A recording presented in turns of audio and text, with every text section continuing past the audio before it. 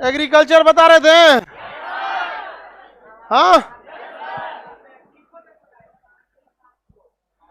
सारा चीज बता दिया था आपको। अब कल पूरा खेती करा दिए थे, आज कटिया किया जाए।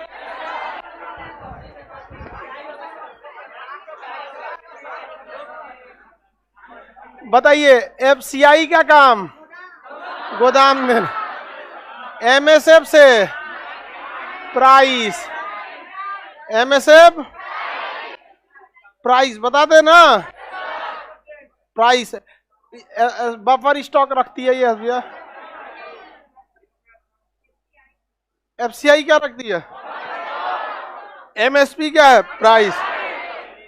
बताए थे ना। वित्तीय सहायता, वित्तीय सहायता नाबार्ड देता है। नए रिसर्च करने के लिए एडवांस ट्रेनिंग कोड देता है कापाट। कौन देता है? कापाट। नया नया टेक्नोलॉजी ले आता है और ये सब देता है कौन? कापाट। कापाट देता है यहाँ पर। और बताइए, नापेड क्या करता है? नापेड मार्केटिंग। नापेड क्या करता है? मार्केटिंग। उस चीज का मार्केटिंग है या नहीं है। जैसे आपको किसी ने कह दिया जट्रोफा की खेती कर दीजिए। जट्रोफा जो होता है उससे बायोडीजल बनाया जाता है। बोने का आपने बो दिया जट्रोफा, खरीदने के लिए कोई तैयार ही नहीं। सब्जी मंडी में ले जाकर लोग पूछेंगे कौन सी बोया है तुम्हें, कौन सी है ये? तो उसके लिए जिम्मेदारी किसकी है? नापेड की। कहाँ क्या चीज होना चाहिए? नापेड की। आगे बढ़ जाए, किसी को कोई दिक्कत नहीं ना। कापाट का काम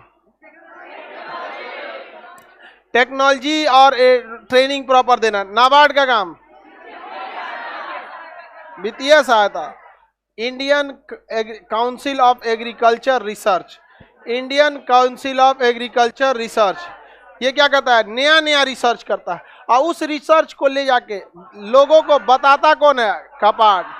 आपको कौन देगा? कि सीधे आईसार की ट्रेनिंग में घुस जाइएगा, इंडियन काउंसिल ऑफ रिसर्च, वहां वैज्ञानिक मिलेगा, सब निकाल देगा, सब निकलो यहाँ पे। आप वहां पे नहीं, वहां पे क्या हो रहा है? रिसर्च।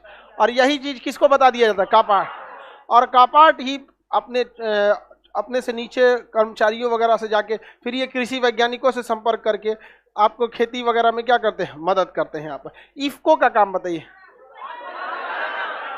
उर्वरक का काम, इफको उर्वरक क्या करती है? खाद और उर्वरक का काम करते हैं, उर्वरक का निर्माण करती है। आईसार का काम क्या है? रिसर्च का। आईसार का काम रिसर्च करना। इसमें दो खेती पर सबसे ज्यादा महत्व दिया गया है, कई टाइप की खेती पे महत्व दिया गया है आईसार के द्वारा, जिसमें पहले से चली आ रही थी मिश्रित खेती। कौन सी खेती? मिश्रित खेती। मिश्रित खेती में पशुओं को, जानवरों को खेती के साथ साथ किया जाता है। जैसे किसी का कोई बहुत बड़ा जमीन है तो उस जमीन के एक साइड में क्या कर दिया?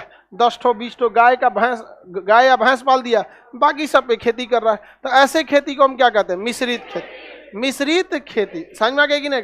इस मिश्रित खेती से कई फायदे होते हैं कि खेत के जितने वेस्ट प्रोडक्ट हैं, जैसे गेहूं हम ना खाते हैं, उसका जो भूसा वगैरह होगा वो जानवर खा जाएगा वहां पे। तो खेती का वेस्ट प्रोडक्ट जानवर, और जानवर का गोबर खेत, और खेती का अच्छा वाला आदमी, जानवर का अच्छा दूध दही आदमी लेके चल गया। समझ गए? तो दोनों एक दूसरे में क्या है? ये मिश्रित खेती होता है, जानवर के साथ साथ पशुपालन। लेकिन इसमें हाई टेक्नोलॉजी की जरूरत पड़ती है। गाय का गोबर डायरेक्ट खेत में डालेंगे तो और खेत को नुकसान कर जाएगा, बीज सड़ जाएगा, वो सड़ा देगा बिया को, और उसमें लग जाएंगे सर दीमक। समझ में आ गया कि नहीं आ गया? और वो उत्पादित कर देगा मीथेन गैस, जिससे कि टेम्परेचर बढ़ जाएगा। गाय का गोबर डायरेक्ट फेंक देंगे तो खत्म हो जाएगा। उसके लिए आपको बेड बनाना पड़ेगा। गाय के गोबर का क्या करना पड़ेगा? बेड बना, जैसे 4 फीट चौड़ा इस टाइप का बेड, और लंबाई में आपको जितना लंबा लेके जाना है लेके चलिए, बट 4 फीट क्या होना चाहिए? ये होना चाहिए 3 से 4 फीट ये, और इसको जितना लंबा लेके जाना है आपके खेत के हिसाब से डिपेंड करता है। और इसमें पहले क्या डाल देना है? गोबर। इसमें गोबर को डाल देना है। अब 1 महीने का गोबर हो जाए, जितना आपके पास अवेलेबल हो, उसमें इसमें क्या भर देना है? गोबर। और इस गोबर को छोड़ देना है कम से कम 3-4 दिन तक, पानी डाल डाल के। मतलब इसके अंदर जितना मीथेन गैस है ना, सबको बाहर निकाल देना, और फिर ऐसे मिला के उसको 3-4 बार इसको 3 से 4 दिन पानी डाल के पूरा का पूरा इससे क्या निकालना है, गर्मी इसके अंदर का और इसके अंदर का गोबर को क्या करते हैं, मीथेन गैस को निकाल दे। जब मीथेन गैस वगैरह सब निकल जाता है तो इसे हम लोग बेड कहते हैं। क्या कहते हैं, बेड का। अब इसके लिए वर्मी कल्चर आता है। क्या आता है, वर्मी का। केचुआ आते हैं। क्या आएगा, केचुआ। उस केचुओं को इसमें डाल के एक लेयर इसी का थोड़ा सा हटा के उसमें क्या डाल दिया था, केचुआ। लेकिन इस गोबर में डायरेक्ट केचुआ डालेंगे तो केचुआ विकास नहीं करेगा, क्योंकि केचुआ को गाय के गोबर को वो सड़ाता है। लेकिन इस गाय के गोबर में कुछ मुर्गी वगैरह का जो गोबर होता है ना, हल्का सा मिक्स कर देने से इसकी उर्वरकता और क्या हो जाती है, बढ़ जाती है। तो मुर्गी का जो बीट होता है कम मात्रा में, इसको इसमें क्या कर दिया जाता है, मिला दिया जाता है।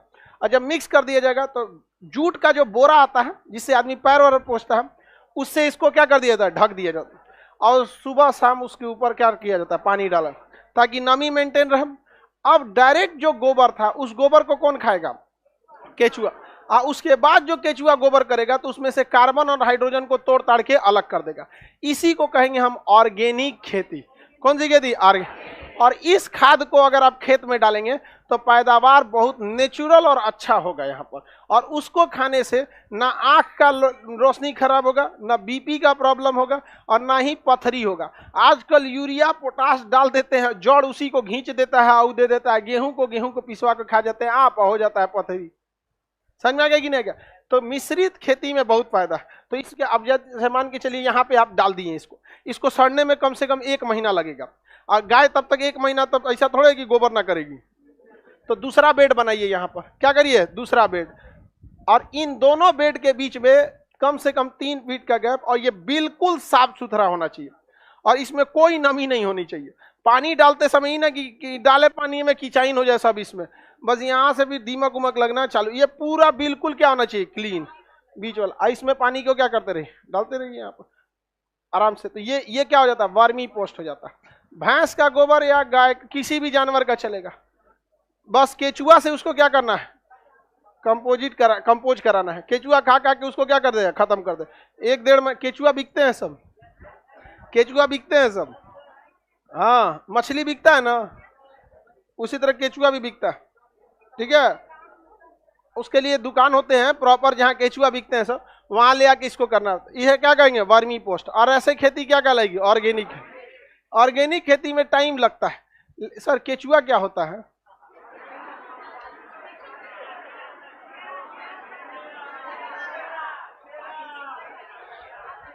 हम यही सोचते हैं सब कोरोना इंसो को कहां बच गया सभी सब।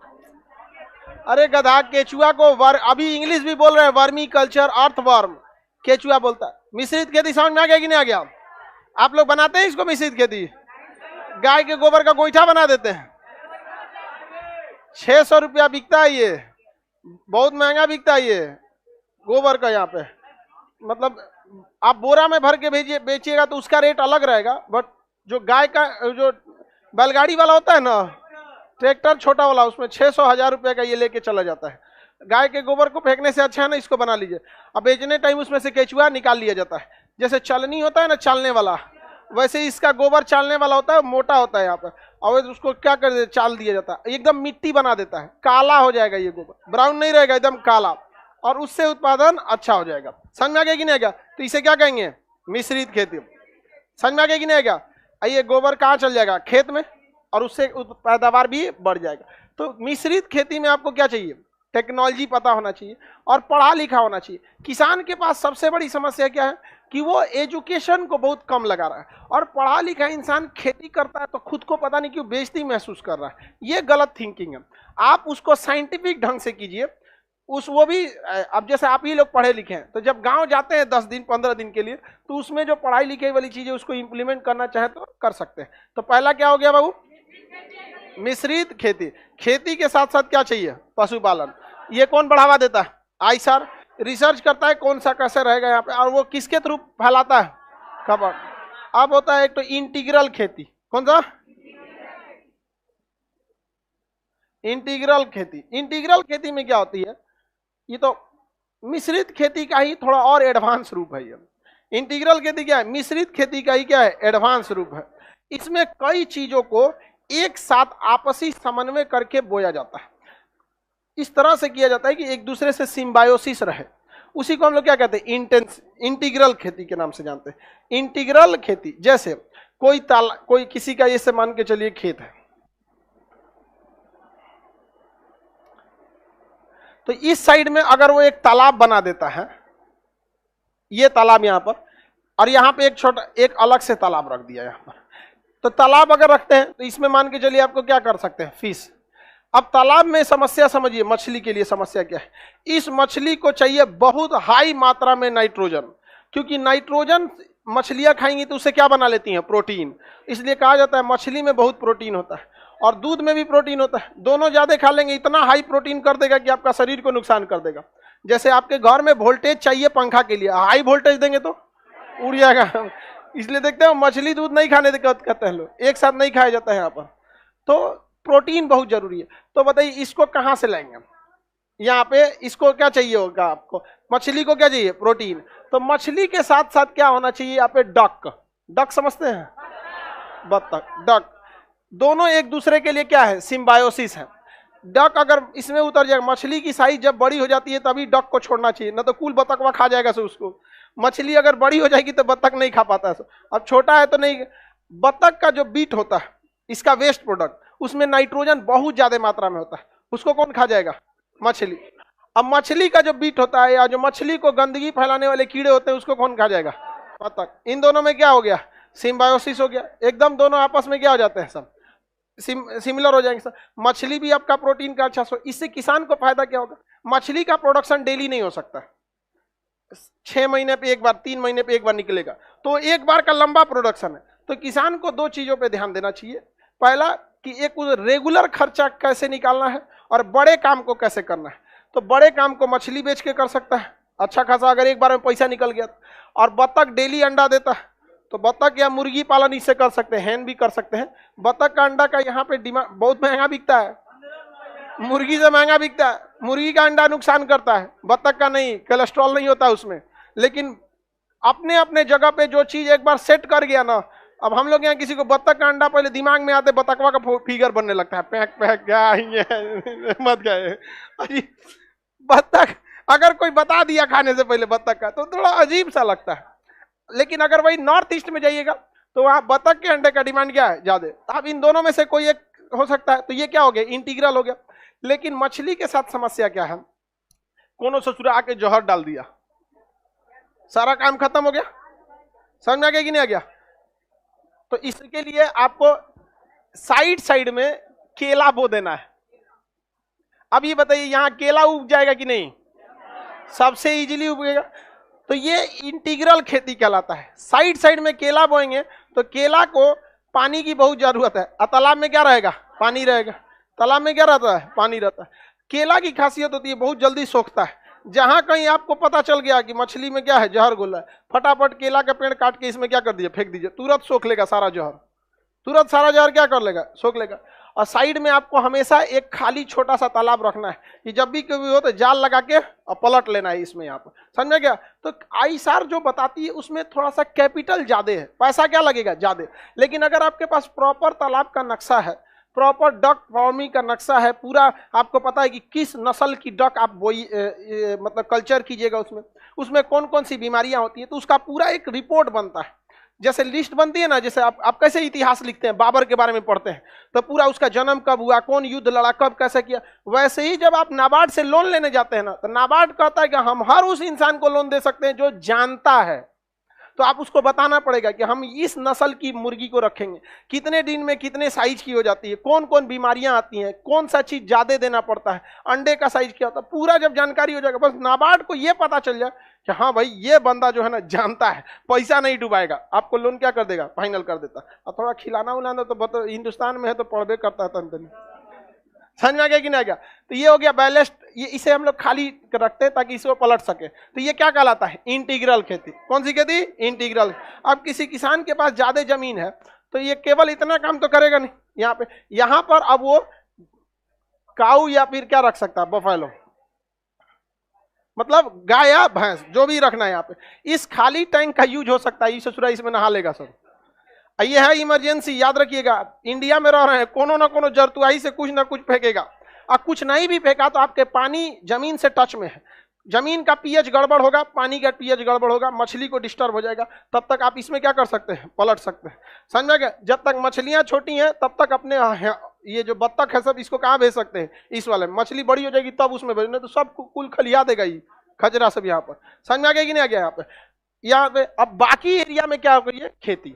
बाकी एरिया में क्या कर सकते हैं, खेती। अब उसमें भी खेती में यहाँ पे, तो इससे क्या होता है, किसान को इस खेत से और मछली बेचकर उसको एक बार में अच्छा मुनाफा होगा, और बाकी रेगुलर इनकम के लिए इसका दूध बेच सकता है, इसके अंडे बेच सकते हैं यहाँ पर, और बाकी इन लोग का इस एरिया में अपना वर्मी कल्चर अभी बड़ा है ना, गाय का जो गोबर निकलेगा, इस अच्छा वर्मी बनाने के लिए इसमें मुर्गी या बत्तख का क्या चाहिए, बीट चाहिए, उसका छोटे मात्रा के गोबर को क्या कहते हैं, बीट का।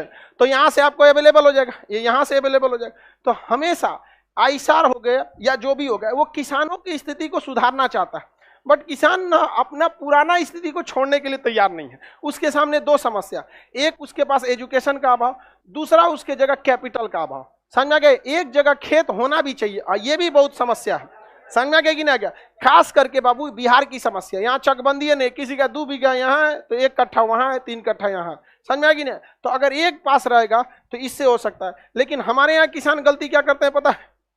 सबसे बड़ा गलती क्या करते हैं हम लोग? क्या एक ही टाइप का फसल बोएगा, धान या गेहूं, कभी आगे नहीं जा पाएंगे इस सबसे। बस पेट पूजा हो पाएगा, मतलब पेट घर द्वार चल जाए धान गेहूं में। इतना मेहनत है धान गेहूं में, और जब काटने जाइएगा तो रेट गिर जाएगा, और या तो फिर बीमारी लग जाएगी काटने के टाइम पे। अभी धान का आप लोग जो किसान होंगे, लोग रो रहा है, लोग किसान लोग इस बार धान के लिए नहीं, बहुत दिक्कत हो जाएगा किसान के लिए यहाँ पर। तो इतनी समझ में आ रहा है कि नहीं आ रहा है? किसी को कोई दिक्कत है यहाँ तक में? आपके पास बस अवेलेबल रहना चाहिए। और पता है ये जो खेत है, अब एक बात बताइए, एक समस्या, रिसर्च में जब भी करिएगा आईसीआर के पास तो पूरा प्लान है उसके पास। ये जो बेड बनाएंगे आप किस चीज के लिए? खाद के लिए। तो खाद जो है आपका पर डे यहां से प्रोड्यूस हो रहा है, तो आपको 3-4 बेड बनाना पड़ेगा, आज इसमें, अगले महीने इसमें।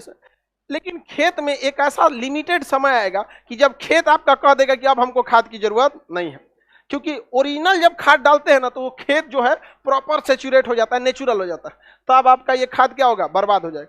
तो इस खाद को बस आपको कुछ नहीं करना है, अंधेरे कमरे में ले जाके रख देना है, और उसमें नमी डाल देना है, कमरा अंधेरा करके, और दुकान से आईसार या फिर कहीं से भी ऑनलाइन ऑर्डर कर लेना है मशरूम का दाना, और उस खादवा में छिड़क के कमरा बंद कर देना है। बस प्रॉपर ठंडा रहना चाहिए, उसमें क्या निकलेगा? मशरूम, और उसको नेताओं को बेचना है। समझ में आ गया कि नहीं आ गया? कहना है कि मशरूम, हमने मशरूम उत्पादित कर दिया यहाँ पर। समझ में आ रहा है कि नहीं आ रहा है? तो इसे हम लोग कहते हैं इंटीग्रल खेती। हर खेती एक दूसरे से क्या होना चाहिए? जुड़ा होना चाहिए। इंटीग्रल खेती होना चाहिए, हर खेती एक दूसरे से क्या होना चाहिए? जुड़ा होना चाहिए। यहाँ पर एक आदमी थे, उनका फूल का ना मतलब वो था, खेती था। आप बनारस वगैरह साइड में जाएंगे तो फूल की खेती हो, बहुत बेहतरीन था। एक बार उनका फूल की खेती थोड़ी सी डिस्टर्ब हो गई थी यहाँ पर, लेकिन बहुत बड़ा बगीचा था, उनको समझे में नहीं आ रहा था, बहुत घाटा लग गया उनको। तो हमसे एक बार उनकी ऐसी चर्चा हो रही थी, तो सर कहें कि फूल में बड़ा फायदा है खान साहब, लेकिन अनिश्चितता इस बात का है ना कि अगर नहीं हुआ तो बहुत लॉस लग जाता है। अब फूल के लिए सबसे बड़ा चाहिए, जानते हैं क्या चाहिए? मधुमक्खी। फूल के लिए क्या चाहिए? मधुमक्खी। तो उनको साइड में एक जगह बोल दिए, साइड में तनी मधुमक्खी वाला पाल दीजिए वहां पे, तो एपी कल्चर आता है, साइड में पाल दीजिए, बाकी मधुमक्खी खुश, उसको क्या मिल गया? फूल। उनको शहद भी मिल गया, सब कुछ मिल गया, फूल भी टेंशन फ्री रहता है। तो आईसार आपका मदद करना चाहता है, Indian council for agriculture research. आप उसे अपनाना चाहते हैं कि नहीं? समझ में आ गया कि नहीं आएगा सबका? तो इंटीग्रल खेती क्या होता है? कई तरह की खेतियों को, पशुपालन, कई फसलों को एक साथ आपस में जोड़ देना क्या कहलाता है? इंटीग्रल खेती। समझ में आ रहा है कि नहीं? केचुआ मतलब, अरे गधा कहीं का, सर आईसार की तो वैकेंसी भी आई है। हाँ, वैकेंसी आते रहता है उसमें आईसार में। किसी को कोई दिक्कत? सर बकरी पालन, अच्छी बात है, बकरी में टेंशन नहीं है, लेकिन आपको याद रहना चाहिए बकरी में ना कुछ चीजें बहुत तेज बीमारी लगती है उसमें, बकरी में यहाँ पर उसे फ्लू बहुत तेज लगता है और उसका नकिये बहने लगेगा, ये सबसे बड़ा समस्या होता है। तो आपके पास इंजेक्शन पता होना चाहिए। बकरी का जहाँ ज्वाइंट होता है ना हाथ, वहां का मांसवा खींच लिया जाता है, हल्का से खींचिएगा, जान नहीं लेना है चीची करिए सर, ओ भाई बकलोल कहीं, बस हल्का सा मांस को क्या कीजिए, खींचिएगा, तो हम ही लोग का मांस खींचेगा तो हल्का सा खींचा जाएगा। तो ऐसे खींच के एक इंजेक्शन आता है, वैक्सीन आता है, और महीने उसको क्या कर दीजिए, लगा दीजिए, उसका सर्दी नहीं होगा और उसका लूज मोशन नहीं होगा। बकरी खांसी को जहां ही हुआ मर जाते हैं, वो जब मर जाता है उसमें, समझा क्या कि नहीं आएगा, खांसी कोई दिक्कत काला खांसी किधर गया, वैक्सीन लगाना जरूरी है कि नहीं। आगे बढ़ जाते हैं, हरियाणा और पंजाब इस सब में आगे है। हाँ बाबू, ये सब में हरियाणा, पंजाब, राजस्थान भी बहुत ज्यादा आगे है, जिसके रीजन भी है वहां के लोगों के पास खेत के साइज बहुत बड़े हैं और हम लोग के यहाँ खेत के साइज बहुत ही छोटा है। यही सबसे बड़ा समस्या। वो क्या करेगा, साइज बड़ा नहीं रहेगा तो यहाँ समझ में आ गया कि नहीं। इफको का काम क्या है, उर्वरक, इफको उर्वरक, आईसार नया रिसर्च, और वो किसे देता है, कपाट। बताइए प्रोडक्ट को प्रचार कौन करता है, ना वित्तीय सहायता, नाबार्ड बैंक है, क्या है, संस्था। डायरेक्ट आपको पैसा देगा, नहीं देगा।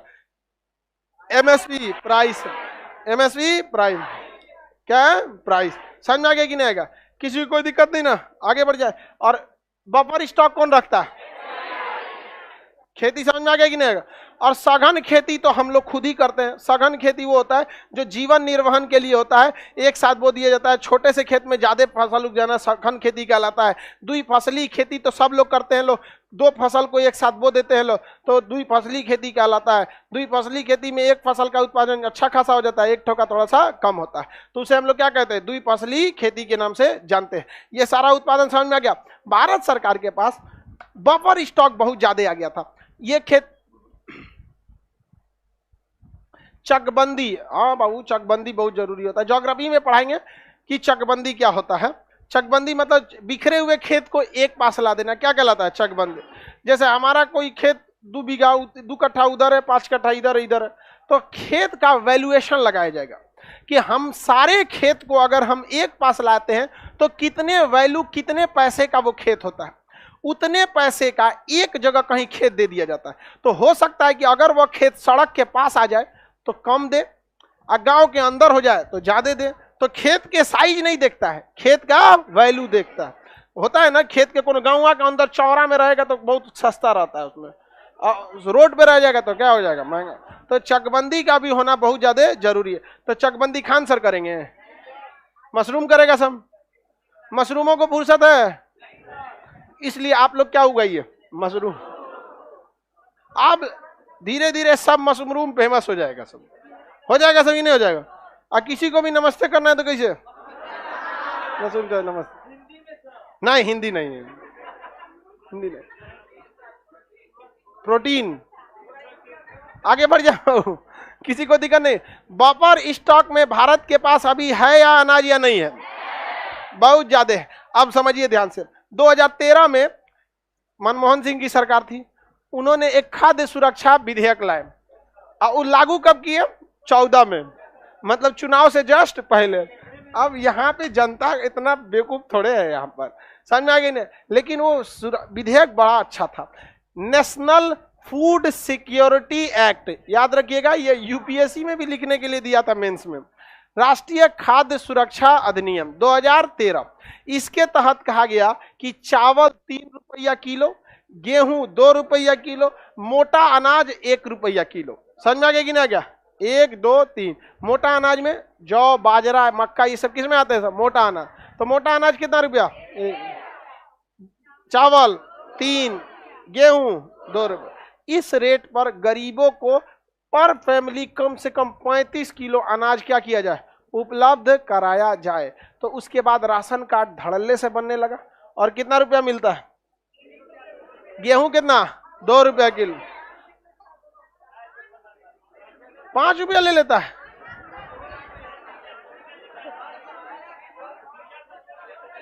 दोनों मिला के लेता होगा 5 रुपया, तुम्हारा डीलर चुरा लिया तब। समझ में आ गया कि नहीं आ गया। 35 केजी के हिसाब से क्या किया था, इस अधिनियम में देने की बात कही गई थी। तो 5 रुपया दोनों को मिला के जोड़ लिया होगा यहाँ पे। चलिए आगे समझते हैं, किसी को कोई दिक्कत नहीं ना।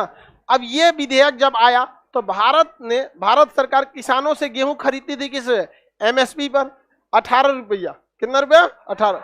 अब वही किसान फिर लाइन में लगता था क्या के लिए, राशन के लिए। तो कितना रुपया खरीदता था, 2 रुपया। अपने खेतों में से बेचा है कितना रुपया, 18 अब फिर खरीद रहा है कितना रुपया, 2 रुपया। बहुत सारे ऐसे किसान थे या बहुत सारे ऐसे लोग थे जिनका राशन कार्ड बना था बट वो एलिजिबल नहीं थे। तो WTO world trade organization Bharat सरकार का दिमाग नोच के रखा था। अमेरिका चाहता था कि भारत में क्या बेचा जाए, गेहूं, क्योंकि अमेरिका की आबादी ज्यादा है नहीं और क्षेत्रफल में तो हमसे बड़ा है। रूस की आबादी ज्यादा है, क्षेत्रफल में हम लोग से बहुत बड़ा है। तो ये चाहते हैं हमारे ऊपर क्या करना, गेहूं बेचना, खास करके अमेरिका। अब भारत में गेहूं राशन कार्ड पे 2 रुपये किलो बेच रहा है, अमेरिका का कोई गेहूं खरीदेगा? कोई नहीं खरीद रहा था उसका गेहूं यहाँ पर। अब वो WTO से क्या कर रहा है, प्रेशर लगा रहा है कि आप जरूरत से ज्यादा सब्सिडी नहीं दे सकते हैं, आपके देश में हमारा गेहूं नहीं बिक रहा है। तो भारत सरकार कैसे कर सकती है? यहाँ राशन कार्ड चुनाव का एक मुद्दा है, तो जो राशन बंद करेगा WTO के चक्कर में ओकरे दुकान बंद हो जाएगा यहाँ पर।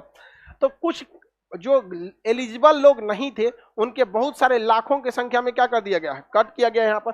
तो राष्ट्रीय खाद्य सुरक्षा विधेयक कब पारित हुआ था? 2013। मिलने लगा कब से? 2014। चुनाव हुआ, राशन कार्ड पे खत्म। सब लोग को समझ में आ गया कि नहीं आ गया? WTO इस पर क्यों रोक लगाना चाहता है? आपको पता है ना, अमेरिका के कठपुतली है सब यहाँ पर। WTO क्या करना चाहता है? रोक लगाना चाहता है। आगे बढ़े, बताइए ISAR का काम क्या है? रिसर्च करना। मिश्रित खेती, मिश्रित खेती में क्या होता है? खेती के साथ साथ पशु। मिश्रित खेती में ज्यादा लाभ है या इंटीग्रल खेती में? इंटीग्रल खेती में, लेकिन बहुत ज्यादा कैपिटल की जरूरत। या कैपिटल कौन दे सकता है? लेकिन एक बात बताओ बाबू, ऐसा थोड़ी है कि पूरा का पूरा किसाने को समस्या है। बहुत सारे किसान हैं जिनके पास पैसा है तो नॉलेज नहीं है, जिनके पास नॉलेज है पैसा नहीं है। बहुत बड़ी सब में समस्या है यहाँ पर। लेकिन किसानों को एटलीस्ट हमको लगता है जहाँ तक चकबंदी नहीं हुआ वहाँ तक अपने से कुछ समझौता के तहत कुछ करना, लेकिन विवादों बहुत बड़ा कारण बनता है। समझ में आ गया कि नहीं आ गया? अब उसके बाद क्रांति, देखिए बहुत सारे हरित क्रांति ये सब है जिसको आपको ज्योग्राफी में भी पढ़ना है, लेकिन आपको PDF नहीं मिला है। कुछ क्रांति आपको याद रखना पड़ेगा। हरित क्रांति किस लिए हुआ था? खेती के लिए। हरित क्रांति कृषि, हरित क्रांति खेती के लिए था। चल जाओगी बबनी, हट जाओ बाबू। ऐसा लड़की सब अब समझदार हो गई है सब, अब बेहोश होने से पहले ही आपको हाँ आइडिया लगा लीजिए कि ओ माय गॉड, जहां कुछ हो इस टाइप पे तो चल जाएगा। हरित क्रांति, हरित क्रांति, द्वितीय हरित क्रांति, द्वितीय हरित क्रांति, जेनेटिकली मॉडिफाइड, जेनेटिकली मॉडिफाइड हरित क्रांति खेती। द्वितीय हरित क्रांति genetically modified, GM, genetically modified. आजकल देखते हैं करैली एकदम लंबा साइज का होता है, वह द्वितीय हरित क्रांति का है। मूली बहुत लंबा साइज का आता है, खीरा वगैरह, कद्दू वगैरह, समझ में आ गया? तो उसे क्या कहते हैं? GM। उसे क्या कहेंगे? GM। अब पहली हरित क्रांति में high yield variety, HYV, high yield variety, मतलब ज्यादा उत्पादन करने वाला बीज बोना है। और द्वितीय हरित क्रांति में जेनेटिकली मॉडिफाइड, जेनेटिकली मॉडिफाइड।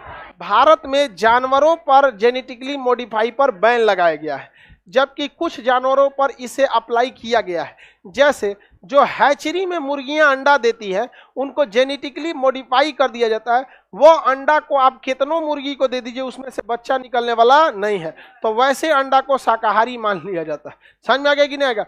अंडा मांसाहारी शाकाहारी के बीच में क्या कर रहा है? घूम रहा है। भारत में अंडा प्रतिदिन 2 करोड़ की खपत है। समझ में आ गया कि नहीं आ गया? तो कुछ लोग ऐसे कहते हैं जैसे शाकाहारी सही है और कुछ कहेंगे मांसाहारी सही। मांसाहारी दूसरे को डिस्टर्ब नहीं करता है। सब जो शाकाहारी है वो मांसाहारी लोग को अलग नजर से देखते हैं, ऐसा नहीं है। जो मांसाहारी है वो तो शाकाहारी है, ये है, वो दोनों है। मांसाहारी अपना पेट शाकाहार से ही करता है, वो चावल खाएगा, शाकाहारी है, उसका टेस्ट बढ़ाने के लिए उसमें मांसाहारी का प्रयोग करेगा। समझ में आ गया? तो पूरी पृथ्वी के लिए दोनों बैलेंस होता है। ऐसा नहीं कि आप किसी पे अपनी विचार को थोपिएगा। भारत में 2 करोड़ अंडा प्रतिदिन होता है, 365 दिन होता है, गुणा कर लो 750, लगभग 800 करोड़ अंडा प्रति एक साल में। भारत की आबादी 140 करोड़, मुर्गी निकल जाएगी 800 करोड़। कहां जाए, चाय चू हल्ला करके रख देगा तो चाय हर साल। और अगली साल ना ये 16 नहीं होगा, 24 हो जाएगा, क्योंकि ये भी तो अंडा देगा सब। पूरा काऊ करने लगेगा सब। तो देखो, कभी भी किसी चीजों पे अपनी विचारधारा जबरदस्ती नहीं थोपनी। पूरा पृथ्वी जैसे चल रहा है ना, बैलेंस है, समझ में कि नहीं क्या? ज्यादा थोपने की कोशिश नहीं करना। 2 करोड़ अंडा कहा जाएगा? HYB, हाई यील्ड वेराइटी, अद्वितीय हरी क्रांति में जेनेटिकली मॉडिफाई, जेनेटिकली मॉडिफाई। आगे बढ़ जाएं। हम लोग वेजिटेरियन हैं, बहुत सारे लोग वेजिटेरियन होंगे, हम भी 1 महीना बस वेजिटेरियन हो जाते हैं सावन में। वाह, 1 महीना हम भी क्या हो जाएंगे, वेजिटेरियन। उसके बाद हाँ 1 महीना सब लोग रहता है। हाँ, सब चीज अपने जगह पे सही है, खान पीन वाला। समझ में आ गया कि नहीं? क्या किसी पे ज्यादा थोपना नहीं चाहिए। आगे बढ़े। हरित क्रांति HYB, द्वितीय हरित क्रांति GM, श्वेत क्रांति दूध, पीली क्रांति पीला तेल, खाद्यान्न तेल, सरसों सूरजमुखी का तेल, तेल के लिए, किसके लिए? तेल, तिलहन। पीली क्रांति तिलहन, पीली क्रांति तिल, गोल क्रांति आलू, गोल क्रांति पकड़ लिया, अंडा बोल रहे।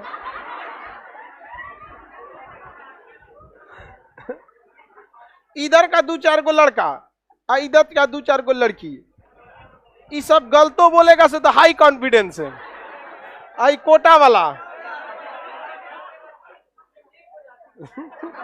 मिस्टेक हो जाता, धीरे बोला कर। बता, नीला क्रांति मत्स्य, नीली क्रांति मत्स्य, नीला, गोल क्रांति, पीली क्रांति तिलहन, पीली क्रांति श्वेत क्रांति, गुलाबी क्रांति झींगा प्याज, झींगा और प्याज, गुलाबी क्रांति झींगा और प्याज, गुलाबी क्रांति झींगा और प्याज, लाल क्रांति, लाल क्रांति नहीं दिया है क्या जी इसमें? पता नहीं, इसमें देवे नहीं किया है। टमाटर और मांस, लाल क्रांति टमाटर मांस, गुलाबी क्रांति झींगा और प्याज, झींगा और प्याज, लाल क्रांति टमाटर और गुलाबी क्रांति झींगा और गुलाबी क्रांति, लाल क्रांति, काली क्रांति खनिज तेल पेट्रोलियम, काली क्रांति, काली क्रांति, भूरी क्रांति उर्वरक, भूरा क्रांति, भूरा क्रांति, काला क्रांति, लाल क्रांति, टमाटर और गुलाबी क्रांति, गोल क्रांति, पीली क्रांति, काली क्रांति, रजत क्रांति अंडा, सिल्वर, रजत क्रांति अंडा, रजत क्रांति याद रहेगा ना? रजत क्रांति अंडवा का जो छिलको आता है कैल्शियम का बहुत बड़ा स्रोत है। समझ में आ गया कि नहीं आ गया? अंडा का खोल किस चीज का स्रोत? कैल्शियम का होता है। समझ में आ गया कि नहीं आ गया? किसी को दिक्कत? मुर्गी जो होती है ना, मुर्गी को पत्थर खिलाना पड़ता है। मुर्गी का जो दाना होता है ना, उसमें उसका कैल्शियम का ईंटा पत्थर खोड़ के उसको खिलाना पड़ता है। और अगर उसके मुर्गी के शरीर में कैल्शियम की कमी रहेगा ना, तो अंडा बनेगा ही नहीं। उसके शरीर में प्रॉपर कैल्शियम होना चाहिए ताकि बाहर का वो अंडा का कवर बन सके। तो अब आपको, अब मुर्गी अंडा नहीं देगी तो आप उसको गरियाइएगा, हमेशा मुंह फूलल रहता है इसका। समझ में आ गया कि नहीं आ गया? तो उसको काट देता है। आगे बढ़े। सुनारी क्रांति बागानी, सुनारी क्रांति बागान, बगान वगैरह बोल दीजिए। सुनहरी क्रांति, रजत क्रांति, सुनहरी क्रांति, भूरी क्रांति, उर्वरा, काली क्रांति, लाल क्रांति, हरित क्रांति, HYB, द्वितीय हरित क्रांति, श्वेत क्रांति, पीली क्रांति, गोल क्रांति, नीला क्रांति, गुलाबी क्रांति, काली क्रांति, भूरी क्रांति, रजत क्रांति, सुनहरी क्रांति, लाल क्रांति। खेती को वित्तीय सहायता, नाबार्ड, नए रिसर्च, उर्वरक रिसर्च, इफको, उर्वरक रिसर्च, मार्केटिंग, नापेड, ट्रेनिंग, कपाट, ट्रेनिंग, बफर स्टॉक, न्यूनतम मूल्य, न्यूनतम मूल्य, उर्वरक, उर्वरक, इफको वगैरह क्या करती है, बनाती है। रिसर्च, जैसे किसी कोई फसल है उसका नया नया उत्पादन करना है तो उसके रिसर्च कौन करेगा? कोई गाय भैंस की नई नस्ल बनानी है, कौन करेगा? आईसीआर करता है, Indian council for agriculture research. एक गधा है, आई कार्ड बोलता है, आईसीआर होता है। क्या होता है? आई। कृषि समझ में आ गया? खाद्य सुरक्षा विधेयक 2013, इस पर कौन रोक लगाना चाहता है? भारत सरकार ने स्पष्ट कर दिया कि रोक नहीं लगाए। हर बात में टांग लड़ाता है डब्ल्यूटीओ। डब्ल्यूटीओ ने भारत पे भी कॉपीराइट कहा था, इंटेलेक्चुअल प्रॉपर्टी की दवाइयों पे कॉपीराइट लगाइए, तो भारत सरकार ने कह दिया कि 2005 के बाद लगा देंगे, और 2005 तक भारत की दवा कंपनियों ने मारा, कॉपी करके रद्द कर दिया, पूरा उससे आगे निकल गया। आज पूरी दुनिया में सबसे सस्ता दवाइयां कहाँ बनती है? भारत में बनती है। और हमारे भारत में हर आदमी को कोई ना कोई दवाई का नाम पता ही रहता है। अमेरिका में डॉक्टर बस इलाज लिखता है कि इसको ये बीमारी है, और दवा लिखने वाला फार्मासिस्ट अलग होता है। वो डॉक्टर बता देगा हाँ इसको ये समस्या है, और जो दवाइया वाला वो डिसाइड करेगा कौन दवाई इसको देना है। डॉक्टर खाली लक्षण पता करता है। एक से एक नखरा होता है सब। हमारे यहाँ तो सब चीज जानता है सब, वही डॉक्टर सब। चलिए अब कल टेस्ट आप लोग के लिए तैयार रहिएगा। हाँ